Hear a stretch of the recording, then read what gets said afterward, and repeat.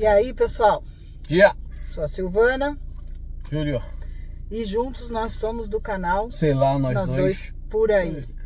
Fazemos passeios e viagens por esse mundão. E o Sei lá, nós dois por aí de hoje é aqui na nossa cidade.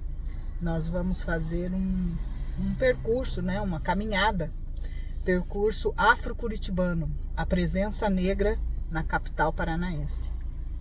Acho que vai ser legal, né? Vamos aí? Bom, antes a gente vai ter que tomar um cafezinho na feira, porque sábado é dia de pastel na feira. E vocês, vem com a gente. Esquece de deixar seu like, compartilhar. E inscreva-se no canal. Comentar. Então vamos lá. Like, comentário, compartilhamento e se inscrever no canal se você curtir nosso vídeo. Valeu? Até mais. Bora!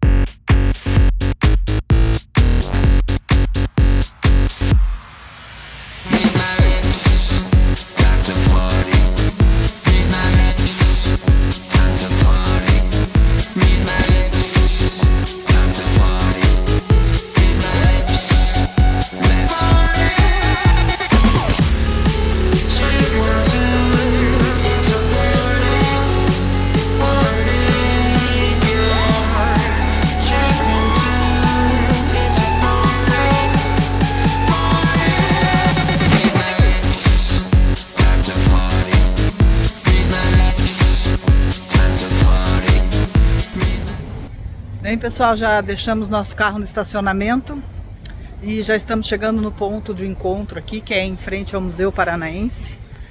E vamos ver como é que é esse percurso que a gente vai fazer. Estou bem curiosa. A gente mora na cidade há tanto tempo e não conhece esse pedaço da história. Então acho que vai ser bem legal. Espero que vocês aí também curtam.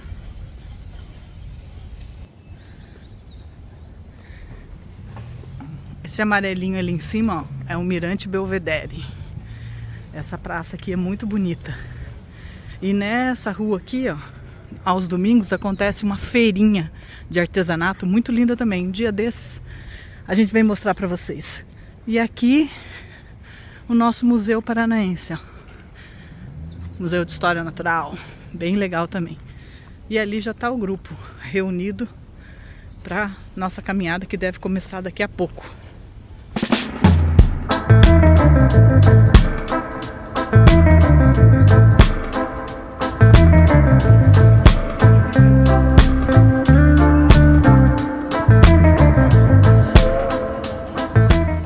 Aí em frente ao Mirante Belvedere, que atualmente é um café, nós temos as ruínas de São Francisco, gente. Olha que bonito. Mas olha que lindo que é esse lugar. Ainda não está fazendo parte do percurso não, viu? O pessoal está só reunido ali, estamos aguardando nossa caminhada ter início. Mas enquanto isso, né? Meu nome é Jonas, eu sou da equipe de Socate.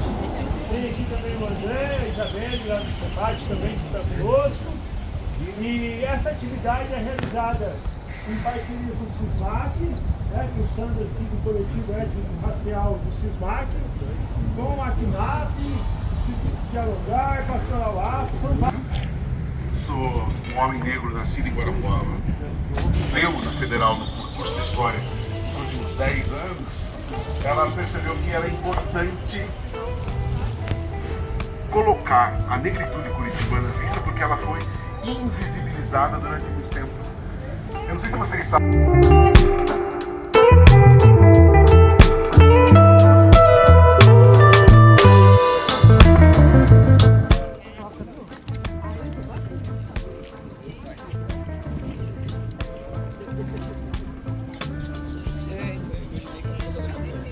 Estamos aqui no segundo ponto do passeio.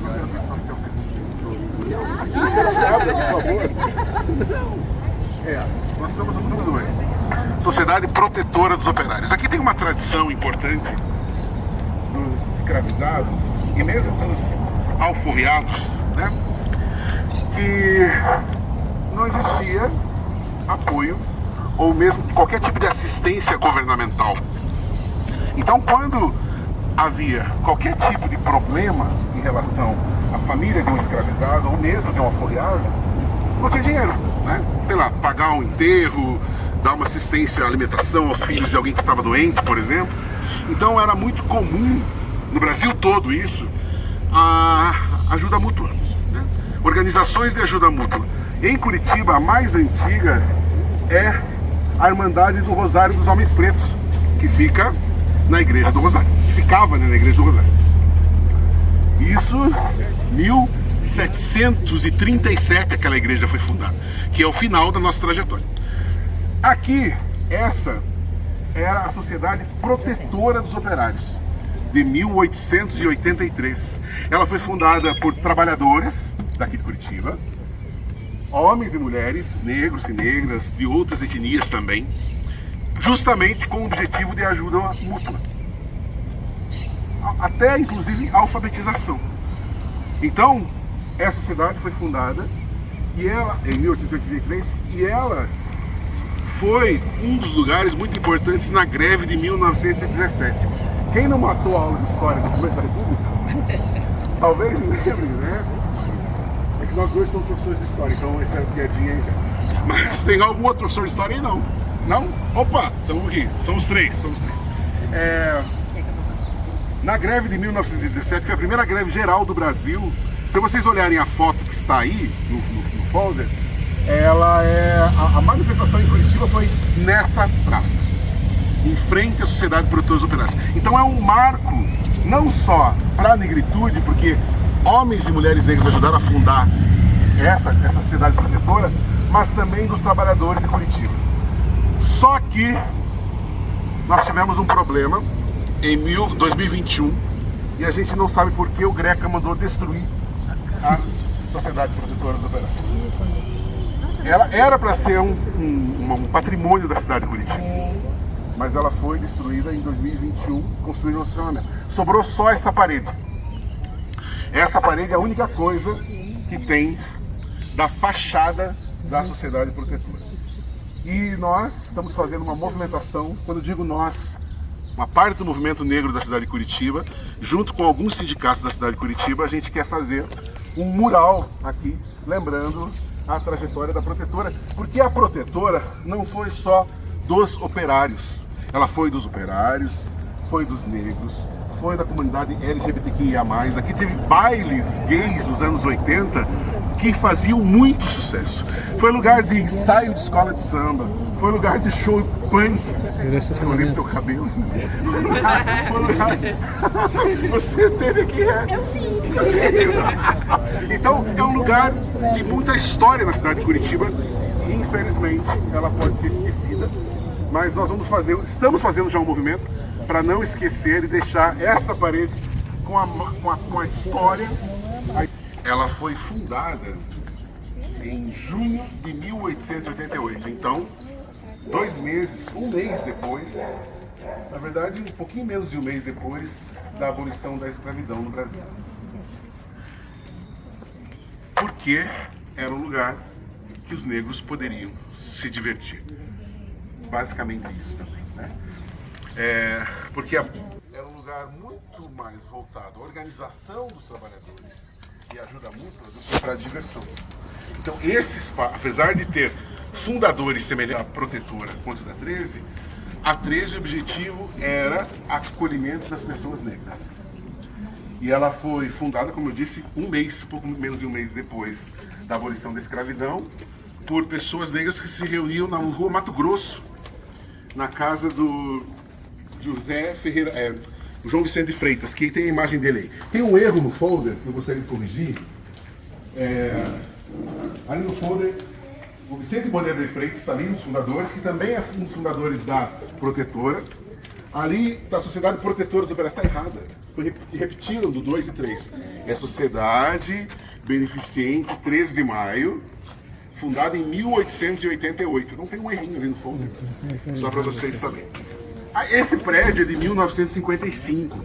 Então, apesar do terreno ser antigo, né, da Sociedade Beneficente da 13 de Maio, o prédio foi construído em 1955. Ele já passou por uma reforma. Por dentro ele teve...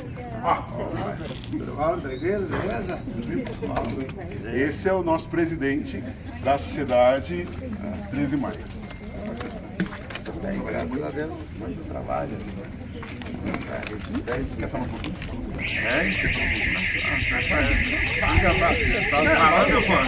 Só uma saudação. Saudações ao rapaziada aí, para conhecer aí o centenário, a sociedade. Então, estava comentando que ela passou por reformas internas, né? Na gestão do Taniguchi, né? Então, foi na gestão do Taniguchi, passou por reformas internas, então foi alterada internamente. Da reforma que teve internamente. Quem quiser saber mais detalhes, tanto da Sociedade 13 quanto qualquer um dos pontos que a gente passou, pode entrar em contato com o sindicato, por conta acho que tem contato do sindicato aí, deve ter, né? Será que tem? Não tem. Mas qualquer coisa, ou com o Jonas também, porque, por exemplo, aqui tem um documentário muito bem feito no YouTube, chama Sobre a Estrela de Salomão, porque justamente tem uma estrela bem no centro do clube, né? Sobre a Estrela de Salomão, que foi um documentário produzido há quanto tempo? Uns 10 anos atrás? Não, aquele documentário que foi feito pela Gesmine. Faz uns 10 anos. Uns 15 anos. Uns 15 anos. E esse documentário é muito bom, tá lá no YouTube. Mas também tem publicações da Joseli, tem um livro muito legal chamado Presença Negra em Curitiba, que também fala sobre a 13 de Maio. Todo esse material está disponível gratuitamente na internet, seja em PDF ou em vídeo. Alguns casos em vídeo, como é o caso daqui, mas também tem material publicado com altíssima qualidade, inclusive acadêmica, sobre a trajetória da negritude em Curitiba, que eu posso depois, quem quiser, eu posso repassar. Tá bom?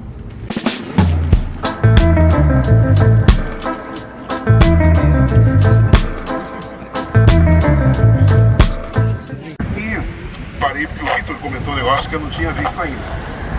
A gente tem mais um painel do Rimon, que eu nem comentado esse painel, o Vitor lembrou. É um painel recente do Rimon. Está ali, a gente vai passar por mais 3 ou 2 dele. Ele tem várias intervenções artísticas na cidade. É um homem negro nascido no sítio cercado que atualmente mora aqui no centro.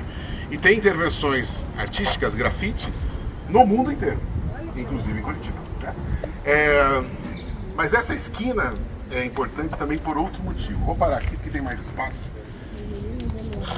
O segundo prédio aqui, que é o prédio bege, mais alto, dá pra ver a caixa d'água lá. Esse prédio foi onde morreu a Enedina Alves Marques. A Enedina Alves Marques é a primeira engenheira negra do Brasil, formada na Universidade do Paraná, quando não era federal ainda, na Universidade do Paraná. Ela se formou em 1945. Ela é também a primeira engenheira do sul do Brasil e a primeira engenheira negra do Brasil. Essa mulher, ela tem uma trajetória maravilhosa de conquista de espaço social. Primeiro como professora negra, depois, né, tem que puxar a sardinha do nosso lado, né? Primeiro como professora negra e depois como engenheira. E toda a luta dela inspira a nossa intervenção como pessoas negras na luta para a conquista de espaço social. Então a Enedina, ela comprou um apartamento nesse prédio, uma mulher independente, ela não teve filhos, ela trabalhou em vários lugares como engenheira, ela ajudou no projeto da usina Capivari, ela ajudou no projeto do Colégio Estadual do Paraná, Estou falando dos maiores só, né? E da Casa Estudante Universitária também. Então a Enedina, ela tem uma trajetória maravilhosa e a gente tem que lembrar uma coisa importante. A memória dela não foi esquecida graças aos engenheiros. Ela teve uma morte muito estranha, né? Ela foi encontrada depois de alguns dias já falecida. Ela foi retratada no jornal sensacionalista Curitiba chamado O Diário Popular em 1981, foi o ano que ela faleceu, em agosto de 81. E ela foi retratada como uma mulher, assim, da vida, uma mulher que morreu em condições estranhas, alguém alegando mesmo que ela era até prostituta, etc.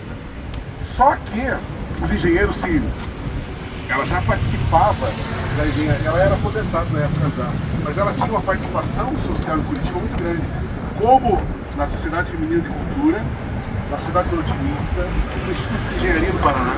Então essas pessoas, quando viram a matéria no jornal, se reuniram, fizeram o jornal se retratar e publicaram na revista Panorama uma matéria enaltecendo todo o trabalho da Enedina. Então os engenheiros, não só nesse momento, mas por exemplo, o túmulo dela é preservado pelo Instituto de Engenharia do Paraná. Ela recebeu uma homenagem no Conselho Federal de Engenharia em 2006, ela tem o nome dos maiores engenheiros do Brasil. Então a Enedina é uma mulher que teve a memória preservada primeiro pela engenharia, e depois o movimento negro também buscou identificar a Enedina como um ícone da resistência e da luta por conquista de espaço social no Brasil e em Curitiba principalmente. A trajetória da Enedina é única, é singular. Ela é, se fosse pensar numa mulher negra fazendo engenharia hoje, é difícil.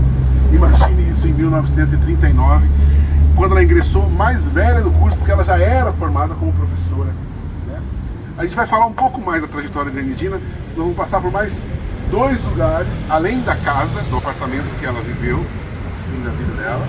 A gente vai passar em mais 2 lugares, 3 lugares, falando da Enedina.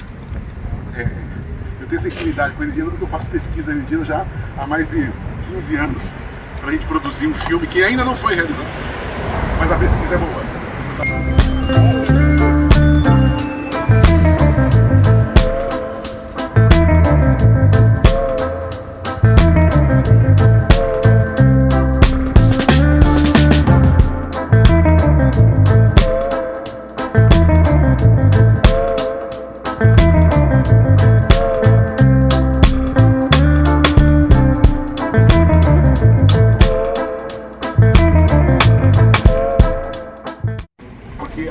Aqui era o Ginásio Paranaense.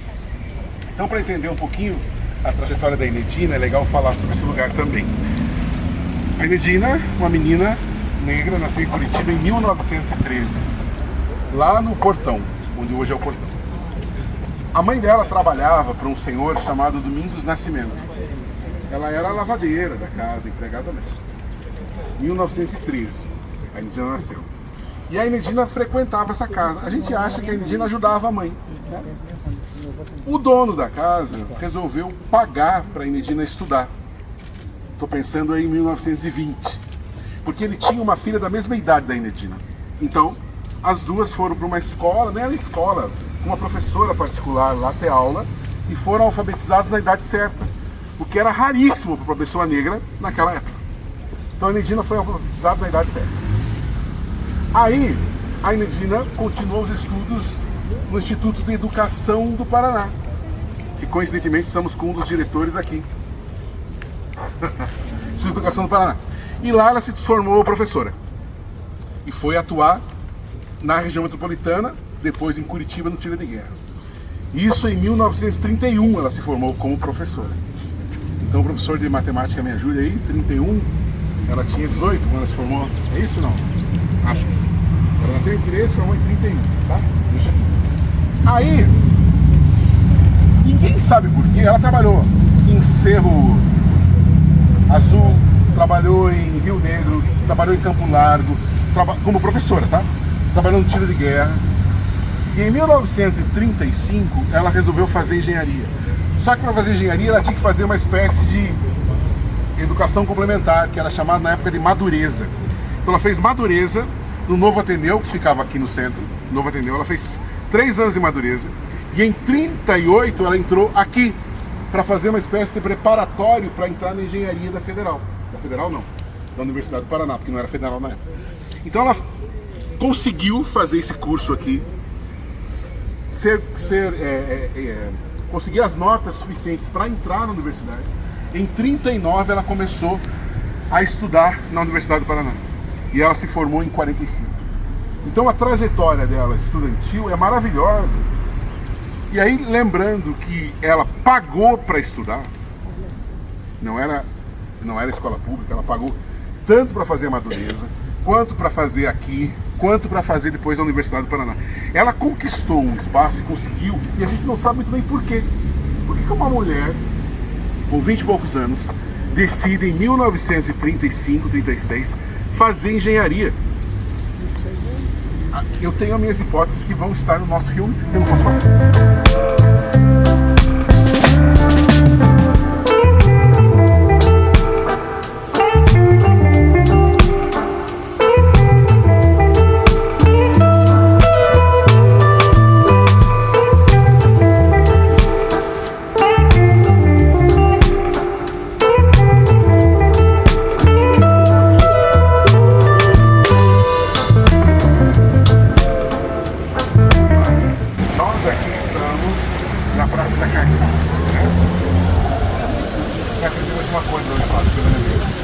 O Zacarias está ali, era um baiano negro. O primeiro presidente da província vem da Bahia, determinado pelo Dom Pedro II, 1853, e ele tem um fenótipo negro. Na estátua não aparece muito, mas nos retratos dele mais velhos, nas fotos dele, aparece. Mas não é por isso que nós estamos aqui. Nós estamos aqui por causa dessa fonte. Essa fonte, ela resolveu um problema que é do abastecimento. Então os aguaceiros vinham aqui para pegar água e distribuir pela Curitiba no fim do século XIX. O Antônio Rebouças fez o projeto dessa fonte. Aquela parte de cima de metal é no final do século XIX. Hoje ela é só turística, só ornamental. Mas ela já abasteceu essa região toda. Homens, principalmente homens negros, vinham aqui buscar a água em aquelas carroças, tem uma pipa, um barril d'água, barril atrás, cheio d'água, e ia vender pela cidade. Resolveu um problema também, quer dizer, resolveu não, mas tentou resolver um problema também de, como é que chama isso? De alagamento. E aqui nessa região foi um problema de alagamento até os anos 1990. Tinha alagamento aqui ainda, né? Agora não tem mais, isso foi resolvido. Tem um rio, Ivo, é o Ivo, né? O Ivo passa aqui por baixo, inclusive, né? Mas de qualquer maneira, os irmãos Rebouças são a referência dessa nossa parada. O Antônio fez o chafariz, mas não se esqueçam que os dois, Antônio e André, fizeram o projeto da descida até Paranaguá, de trem, né? Que foi um projeto que a maioria recusou, e esses dois irmãos formados na Escola Militar de Engenharia fizeram. Tudo bem que eles tinham acesso ao Dom Pedro II, o pai deles era advogado do Dom Pedro II. E eles tinham acesso a coisas, mas eles conseguiram fazer um projeto único de engenharia no Brasil até aquele momento, que foi descer, furar a montanha, fazer ligação em lugares que eram abismos gigantes, assim, com aço, foi um empreendimento gigantesco. Não é à toa que eles são homenageados aqui, no bairro Rebouças, na rua Engenheiros Rebouças, na escola Engenheiros Rebouças, na cidade de Rebouças e no túnel Rebouças do Rio de Janeiro, que eles fizeram também. Então são engenheiros que fizeram diferença no fim do Império Brasileiro. Muita diferença. Então a trajetória deles profissional foi única no Brasil.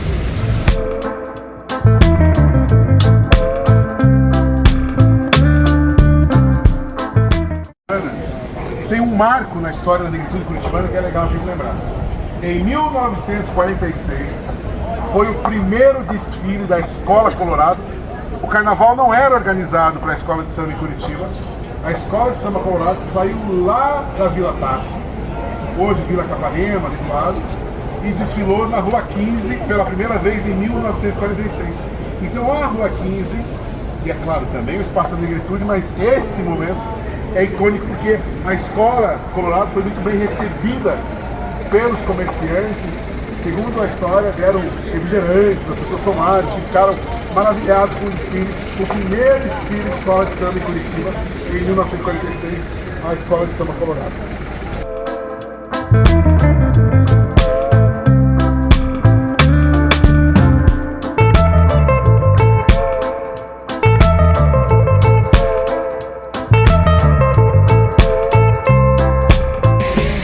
Essa estátua, especialmente, é uma estátua muito importante para o movimento negro em Curitiba. Então a história é um pouco compridinha, mas vale a pena. Então é o seguinte,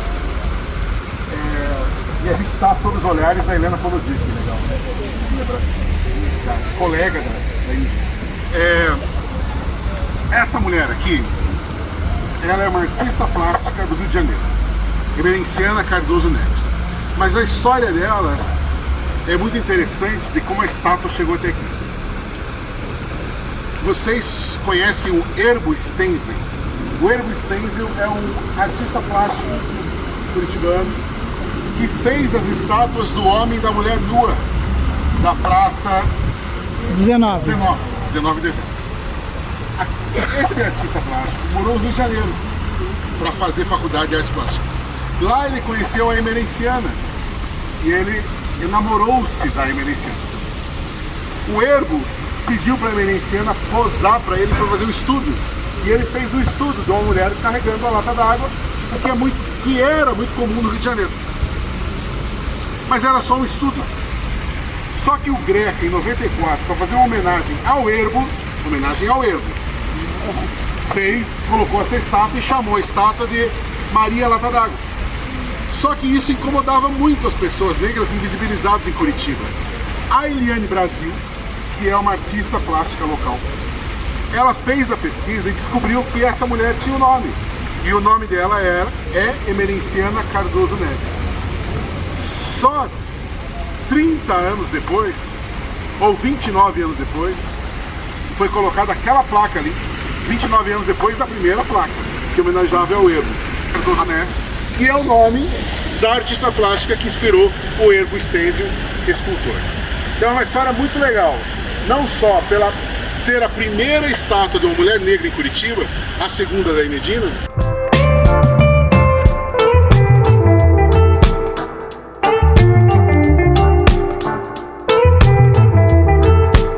Bem, então aqui é o seguinte, aqui era o Pelourinho de Curitiba. Para quem matou aquelas aulas de história, o Pelourinho era um lugar de como é que eu posso dizer, de comunicação pública, certo? Era um lugar para se dar notícia e também era um lugar de castigo, principalmente aos escravizados que não obedeciam, então fugir, que não cumpriam as regras estabelecidas pelo dono e tal, etc. Ele era basicamente um poste alto com lugar para a pessoa ser amarrada, mas também era um lugar de dar notícias para a comunidade. Esse Pelourinho em Curitiba, ele é mais velho que a cidade de Curitiba. As pessoas sempre perguntam, por que a data da cidade de Curitiba, de aniversário, é 1693, já existiam pessoas em Curitiba antes? Porque a data de aniversário é uma escolha política, basicamente isso. Tinham historiadores que achavam que a data de fundação de Curitiba tinha que ser essa aqui, 1668, o que a gente chama de memória de sofrimento. A gente está no lugar de memória de sofrimento agora aqui, né? Já teve em lugar de memória pessoal, a gente teve uma memória coletiva, memória do espaço, né? Mas esse é um local de memória de sofrimento. Bem, a placa foi refeita. Essa não é a placa de 1968, essa placa foi refeita recentemente. Não sei porquê, a outra estava com pátina linda, assim. Não sei por que tirar. Colocaram essa aqui. Mas o que me incomoda é ser um agradecimento, né? Comemorativa. O Greca faz uma ressalva em outra placa ali atrás, que eu não vou passar ali agora, mas tem uma placa que ele faz uma ressalva a essa placa aqui, né? Faz uma ressalva. Mas de qualquer maneira, então esse foi um lugar de sofrimento em Curitiba, inaugurado em 1668.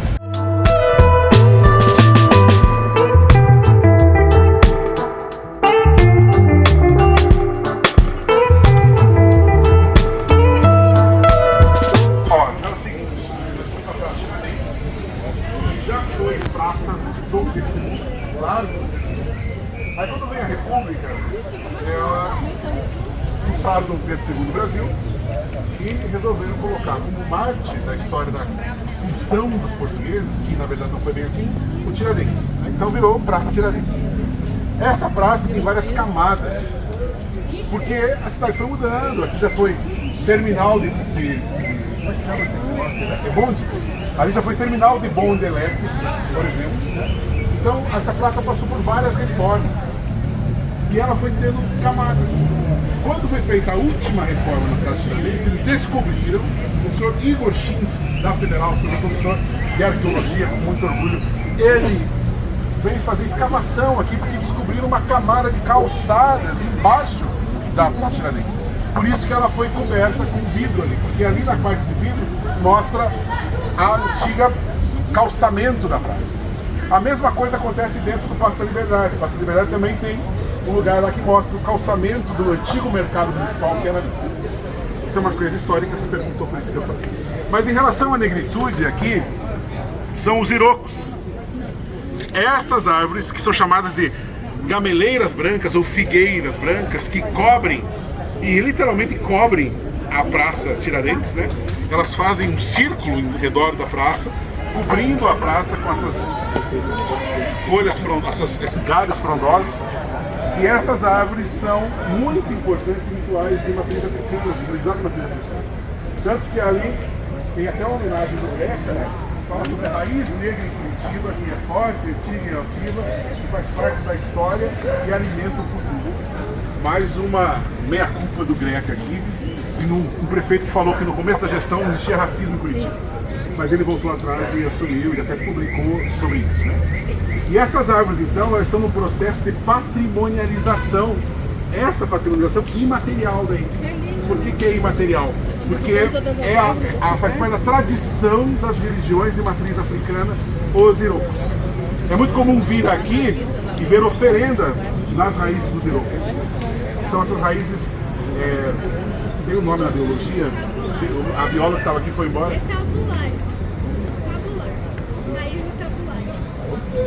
Raízes tabulares, né? Porque elas são para fora, a parte delas para fora da terra, tá certo? Então são muito importantes em rituais. Eu esqueci de falar.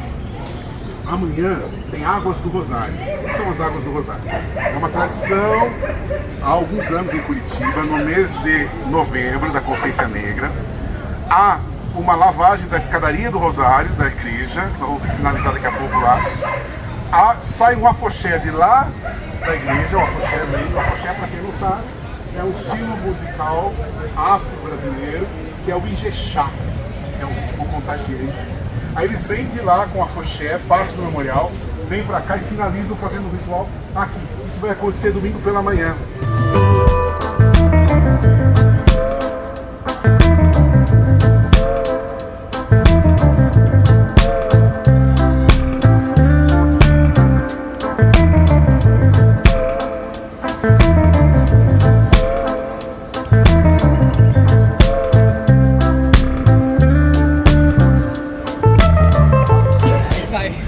São as 3 últimas paradas, essa é a antepenúltima.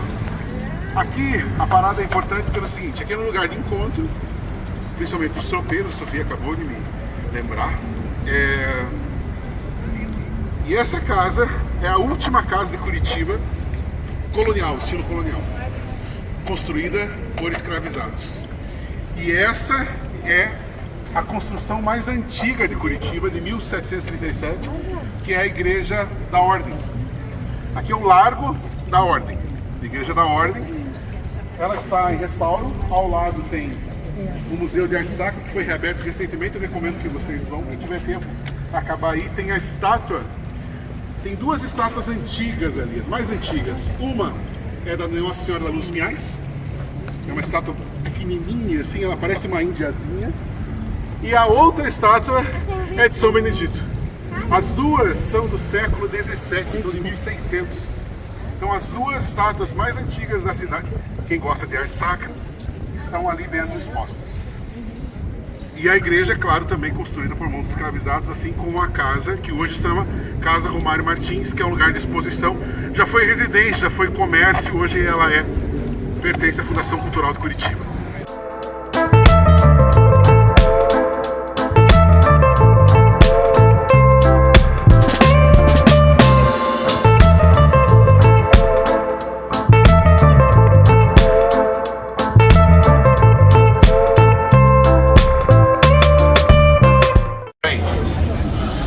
eu escolhi como final do nosso percurso a Igreja de Rosário de São Benedito perto. Igreja de Rosário dos Pretos de São Benedito. Tem que fazer colinha ali.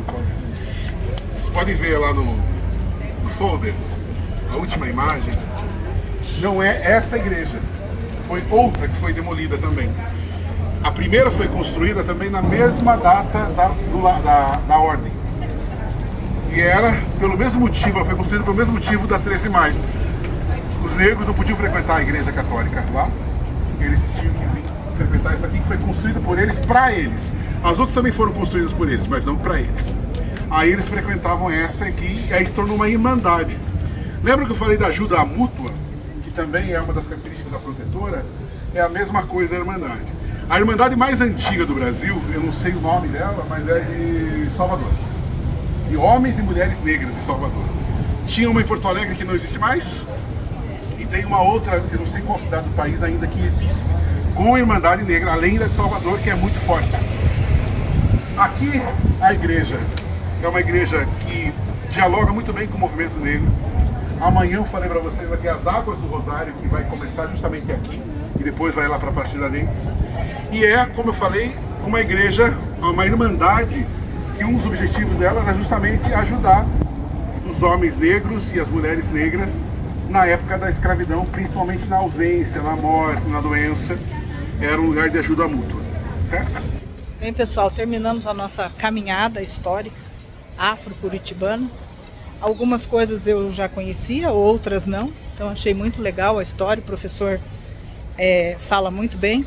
Talvez no vídeo não dê para entender tudo que ele falou, talvez não dê para pegar todas as falas, mas vou deixar o Instagram do professor na descrição do vídeo para vocês, se vocês tiverem interesse aí. Legal, quando a gente não consegue viajar para longe, é legal conhecer o que tem na cidade também, né? Tudo está na própria cidade. Agora a gente vai almoçar e encerramos nosso vídeo por aqui hoje. Sei lá, nós dois por aí, em Curitiba. Hoje nós estamos na cidade onde a gente mora mesmo. É, em Curitiba. Hoje nós somos viajantes sem viajar. Viajando na própria história. Legal. Deixa seu like aí, compartilha, comente, se inscreva no canal. E até o próximo vídeo, pessoal. Tchau, tchau. Tchau, tchau.